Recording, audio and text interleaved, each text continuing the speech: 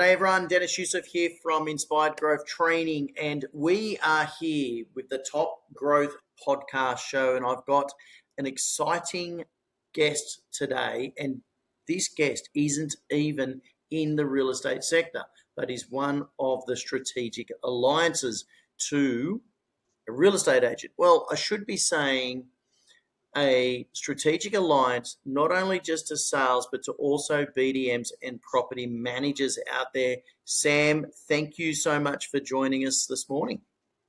Thanks, Dennis. Good morning. How are you?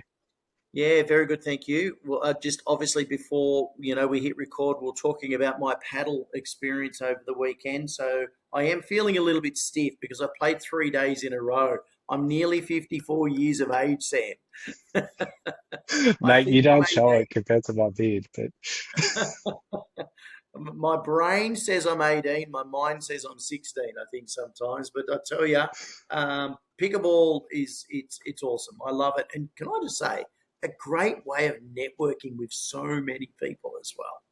You know, absolutely um, yeah. So Sam, tell us a little bit about yourself. You're based in Sydney, mortgage broking, but you correct. take care of clients all over Australia. That's exactly right. Yeah, so based out of Sydney, became a broker just under 4 years ago. Prior to that, I worked in financial risk. So I used to look at risk within stockbroking and options. It was good. Came with its own challenges with corporate and everything else, but made the transition to finally do something and work for myself. So yeah, mortgage broking is exactly what ticks those boxes for sure. It's interesting. So you did financial planning prior to mortgage broking. So I'm glad that you mentioned that because Yeah, we're going to talk about that as well. Because I often say to real estate agents that they should be networking with financial planners as well, because the good ones tell you to go into property as well as stocks. Is that yeah, correct?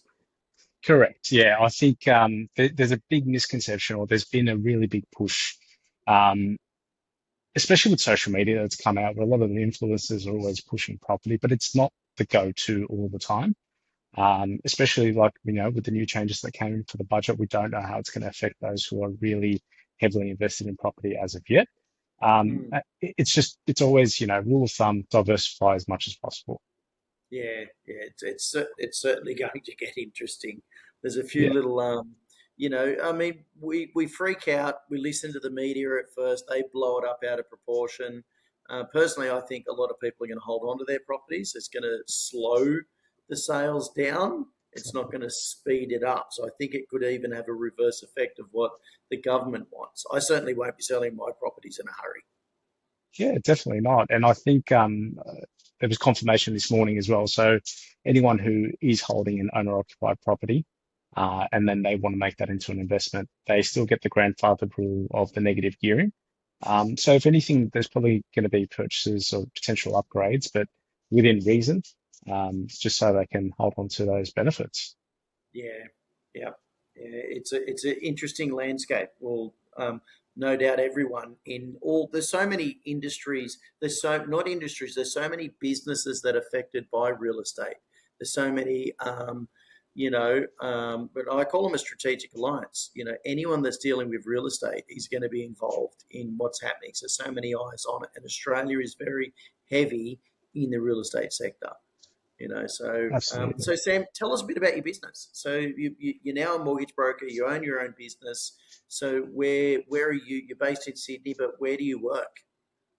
Yeah, so I work Australia wide, in terms of, we do have the luxury of um, a loan to loan, whether it's here or interstate, doesn't make so much of a difference. There are certain restrictions, but it doesn't affect so much from the loan side of things, more from the property itself. So I am very fortunate to have the luxury of being able to work Australia wide. Um, but yeah, I mean, for being where I am, a lot of the stuff that I've done previously has been within the investment space. I think a good broker is not all about, the purchase and getting the loan over the line. It's the additions that you're able to add on as well. So again, I'm very fortunate where I did have the financial background before, but it's strategically trying to see what works out the best from a customer's perspective, and the tax implications that it might cause. I never give the advice, but I at least refer them on to people that can provide that advice. So you're referring business to other strategic alliances that are in your, Absolutely. yeah. Okay. So, righto. So obviously technology today means that you can deal with anyone in any state of Australia. Obviously, like you said, depending on restrictions, red tape, legislation, etc. But so who's your ideal client? Yeah, ideal clients for me, where I like to add the most value is usually dual income earning couples, Yep. where they're looking to really invest in like the property space.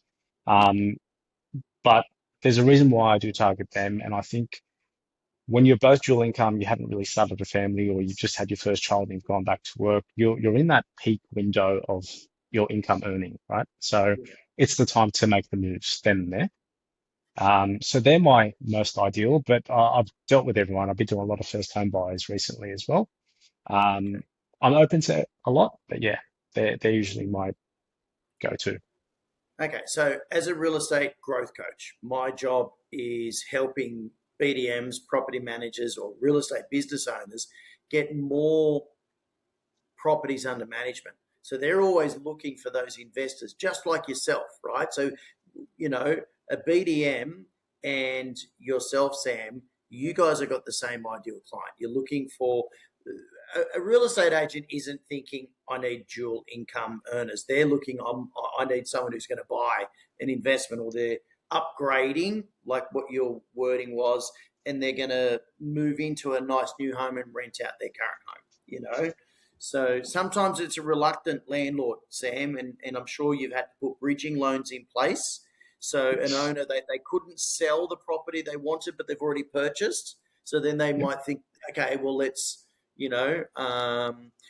get some of the a rental income in to help subsidise those repayments as well. Those ones to me personally, from a BDM point of view, they are a scary landlord to have because they're really tight on finances, right? Yeah. Yeah. Absolutely. Absolutely. And they're a Yeah. little bit more There's been emotional. you hit that you hit the nail on the head there for sure. Yeah, Yeah, and there's been quite a number of them actually coming up. Unfortunately or fortunately. yeah. Um, yeah. Okay, so on that, right? So prospecting. So you're looking for the same type of a client as what a BDM is, or a property manager that does listings. So what's your prospecting method? What things do you do to go out there and look for business? Are you just sitting back and holding your phone and looking at it, waiting for it to call? No, look, absolutely not. I think if you do that, you're not going to get very far at all with anything, right? I think primarily for me, I was fortunate enough to be exposed to networking and understanding how strategic alliances work. And I got introduced to that, even when I was still working for someone else. I used to have to try and get investors on board. So going out and trying to find people to bring on, right? It pushed me outside of my comfort zone. So I started off with things like BNI and BX. I'm Yep. still part of BNI. Um, but that's been massive, right? Because that's really opened up my eyes to, okay, well, there's a bunch of people in the room that are from all different walks of life and all different occupations. Yet we're out there to get business, but it's not just about the business, obviously. It's about, being able to relate to them and see how you can help out. And then within that, you create what's known as your power teams, where you do have these strategic alliances with people that are going to help you more than some of the others that would be in the group. So, for example, like you said earlier, financial planners, they've been a massive help, right? Because whenever a client doesn't, no longer wants to have a massive portfolio of shares or bonds or whatever it might be, and they want to go into the property market, I'm the person that gets referred. And Yeah. vice versa, for example, when people are looking at purchasing super funds, right? There should be strategic advice that's given there. It's not just willy-nilly, let's go in there and buy a property under the super fund. I mean, especially with your super fund, I mean, it's an area that people need to understand and learn a lot more. They don't understand the power and the opportunities people have having a self-managed super fund. So you've got expertise in that, which is great to hear. So I like hearing that. But a BDM or a property manager, they will only know this much. I've got my own self-managed super fund, so I Yeah. understand it down to a T, and I used to like talking to owners, but I never would give them advice. I always fed them to my specialised accountant, and I then eventually built a relationship with a strategic alliance as a mortgage broker, which was great. Yeah. So a quick question then. So you brought up BX, you brought up BNI, which is great. They're very similar. They are very similar. Mhm. BNI is the largest networking organisation for business globally. BX, I think, was an offshoot, but they are a growing platform themselves, should I say? Yeah. And it's still networking. You could be in both. You could be in multiple chapters with BNI as well. So which is fantastic. So you're putting yourself in a room of people that all want to grow their business. Hello, Yes. it's ideal. Yeah. you Yeah. know. Absolutely. Yeah. So networking's, obviously that's one of your key things. The more people you can speak to, the more people that can rave about your name. What other things are you doing? Yeah. So, I mean, even outside of that, the ability to really come across people who are similar to you in terms of other professions where your clients can't help or you can help your clients. Yep. So the accountants as well, they're big ones, as well as real estate agents. Obviously, they are a big one. A lot of the time, most of the time they are coming to you after they've already purchased and they've already got the pre-approval. But nevertheless, right, you still do get a lot of people that we always say to everyone, sure, if they have pre-approval in place, that's fine. But if they at least want a second opinion, just to make sure Yep. at least they've got the sharpest rate or something else, then we can provide that to them at free of charge. Yeah. Outside of that, yeah, I've done a little bit of marketing, but not so much, to be honest, as of lately. I think that's the next big step. I really just want to exhaust my local network, and thankfully it's been busy. But the next big step is going to be a massive amp up in having an online presence and getting out there.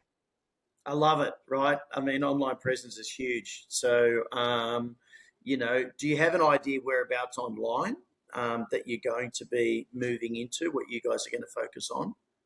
Yeah, I'm glad you asked the question, right? So I actually have a half decent online presence in LinkedIn, um, Yep. but I don't feel like that's where I'm going to get the business from. I think that's more of they'll go on there and just kind of confirm and say, okay, well, this guy may know what he's talking about, or, up to their opinion. If they think I'm not, I have no idea what I'm talking about, sure, up to them.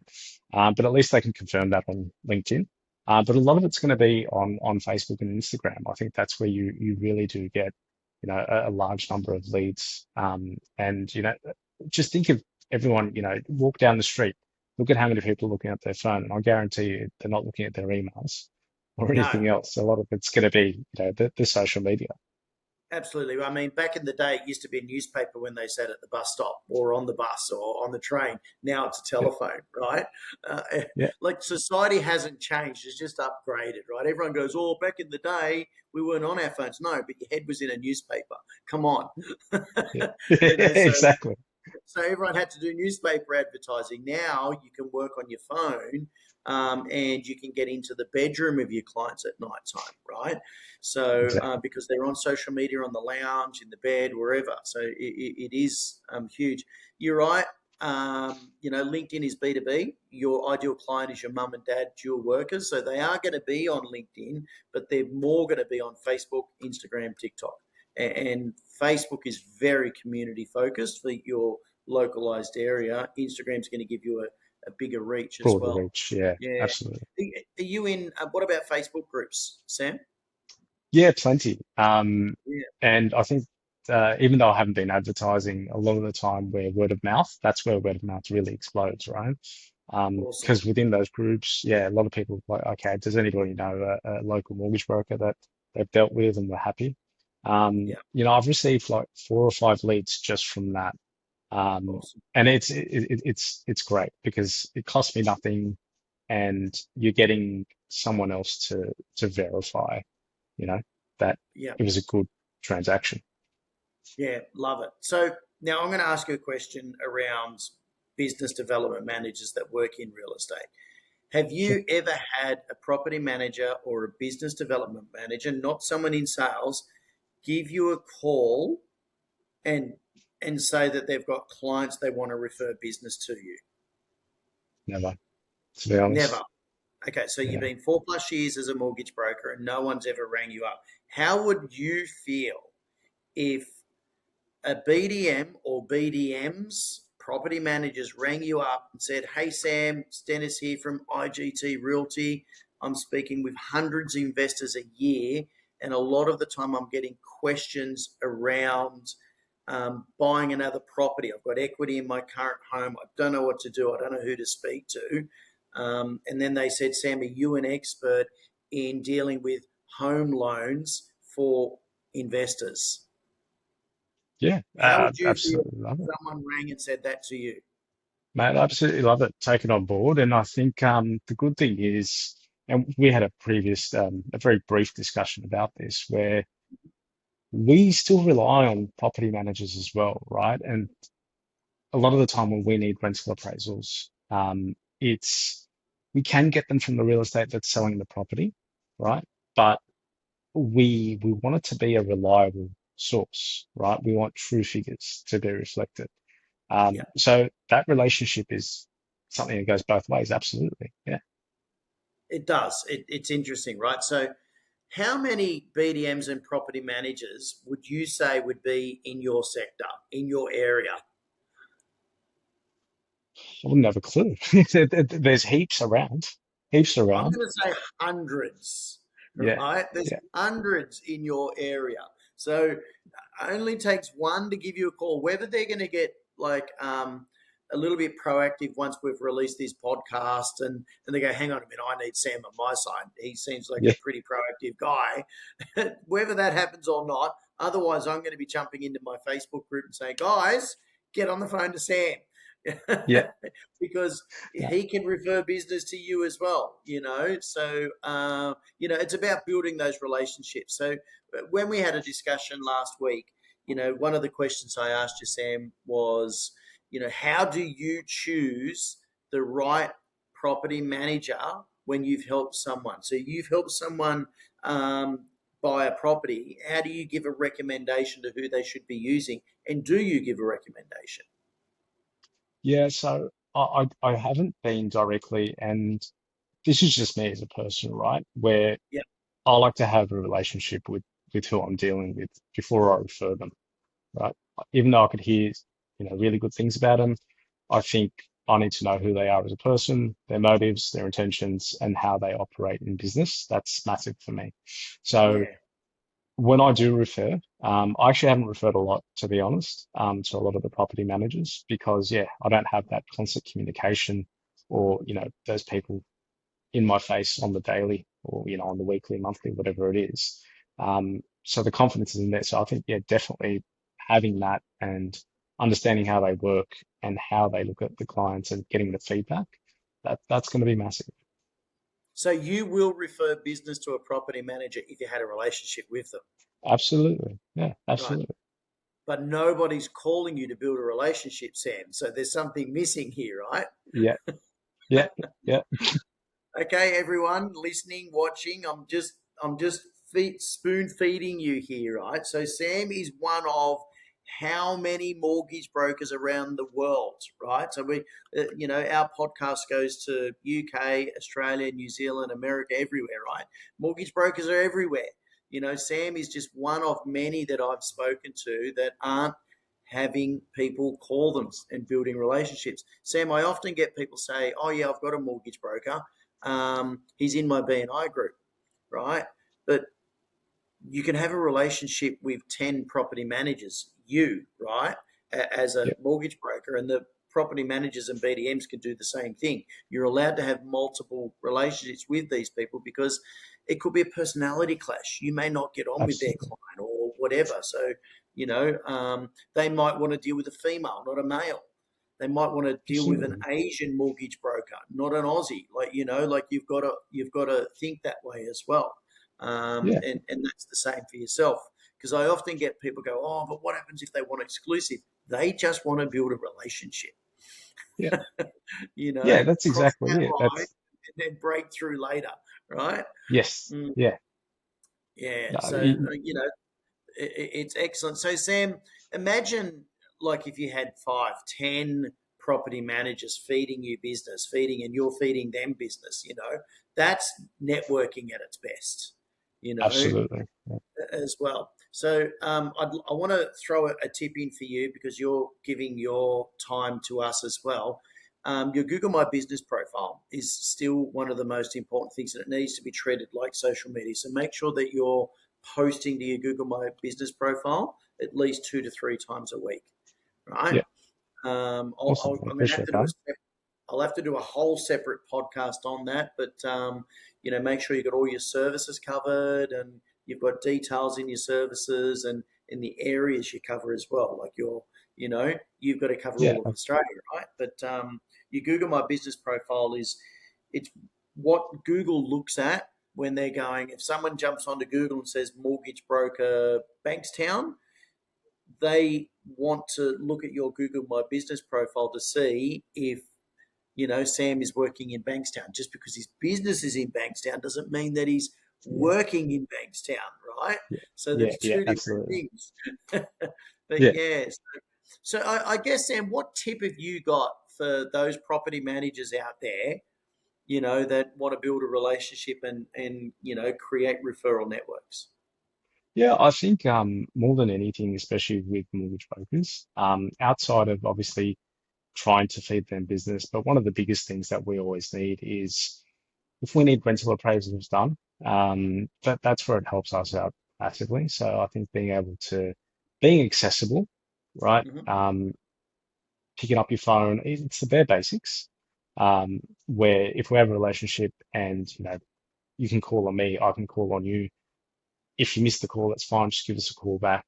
Because we're always working at, we need things done yesterday Yep. um, in both industries, right? So it's just that ability to say, okay, well, look, I can rely on this person. This is exactly what I need. Can you get it done for me? And then obviously provide your expertise within that process, right? We don't want to be, well, as brokers, we can be sometimes overly optimistic from what we can get in rental appraisals. But then again, that's the perfect time where, we can be shot back down to earth and realize, okay, well, probably overreaching. Let's try and go for a worst case scenario and get the best possible outcome for the client. If it comes in at better, then great. If not, That's the we key. cover. That's Yeah. the key. You're both working on behalf of that, the client. What about if someone rang you up and they said, "Look, I've got some articles that could help investors when they're looking to purchase a property on, 5 things to look out for when buying an investment property." Would that be valuable for your clients? Is that something that you could send out to your clients or your potential clients? Yeah, I think so. The only thing that I'm cautious of there, I think we're in a society where there's a lot of information going around a lot of the time. Hmm. Um, so I think there's nothing wrong with sending it out, but sometimes it can cause, a little bit of analysis paralysis. But I think it just really depends on the client. Information overload, right? Exactly But right. Yeah, what about if they were to do a video with you, similar to what we're doing here? They did a Zoom, or you sat on a lounge and just had a bit of a chat, got recorded, uploaded to YouTube. Do you think that would be valuable for your clients and for absolutely. theirs?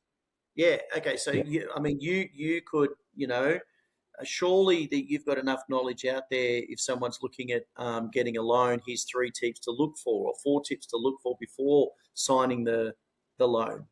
Stuff like yes, that, yeah, because that's valuable for real estate people before they buy it, like the absolutely. landlords Yeah, and potential landlords as well. So there's quite a few areas where a mortgage broker and a BDM or property manager could work together with you. And we're not even talking about sales, right? yeah, We're not even talking about sales agents.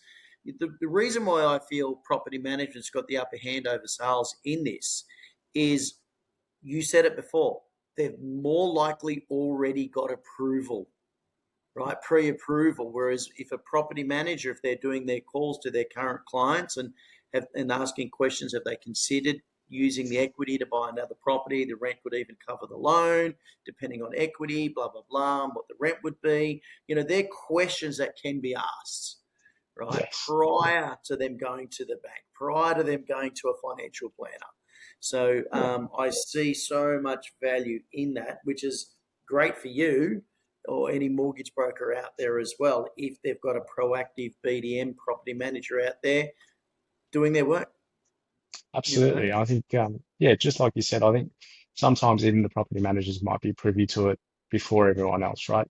Whenever I think about potentially making a move, I think, okay, well, if I'm going to keep my current house, then how much am I going to be able to get for a rental? So the seed's there. I haven't spoken to anyone else about it, right? But I still want to know realistically what am I going to be able to achieve. So they're really privy to quite a bit of information up front. Yeah. So some takeaways, Sam. So I don't want to take up too much of your time, and I've got to start packing my bag so I can fly back to Australia. So nobody's calling you to build relationships. You're skeptical of referring business to anyone that you don't have a relationship with. So if someone was to call you and build a relationship with you, you'd be happy to refer business to them because you want to know them. Nothing worse than you referring a client to someone and that client rings you back and says that person's not good enough. What have you done? Exactly. Right? We Yeah, don't want yeah, that. So relationship and trust is important. And you would also do videos or social media posts or articles with BDMs or property managers and vice versa, to absolutely. help Yeah, each other out, right? Because you've got the same client, so you could be feeding some valuable information for both sides of the clients, whether it's the property management client or it's the mortgage broking client. So, which is awesome. And I also love that you're networking like a BDM, right? Because you're the BDM of yeah, your own business, so you're that's exactly networking right. like a property management BDM, and you understand the importance of online presence. So, and you also said, Sam, you're not relying on the phone to ring, you're jumping on the phone and making it ring. So, Absolutely. really appreciate your time. Some 5, 6 really key takeaways there. Sam, where's the best place for people to reach out to you? Yeah, I think LinkedIn, or on, my details are all online anyway, in terms of on our website. So for the Masari website, you'll have my email and my phone number on there. So by all means, yeah, shoot through And an email. we'll be tagging you in the post as well, so they Yeah, could DM you. But what's your phone number or your email that you'd like to scream out here? yeah, I'll put out my email. So S Boctor, Boctor at Masari, Masari financial.com.au. Excellent, everyone. So that's S Boctor, Boctor at Masari, Masari.com.au. Sorry, Sam, financial, sorry. Yeah, yeah, masarifinancial.com.au. yeah. Excellent. Sam, thanks so much for your time. Really appreciate it. And I hope that a lot more BDMs reach out to you and they're being as proactive as you are for looking for new business. Cheers, Dennis. Thanks, mate. Thank you. Thanks Appreciate for your your time as time. well. Thanks. Have a good one.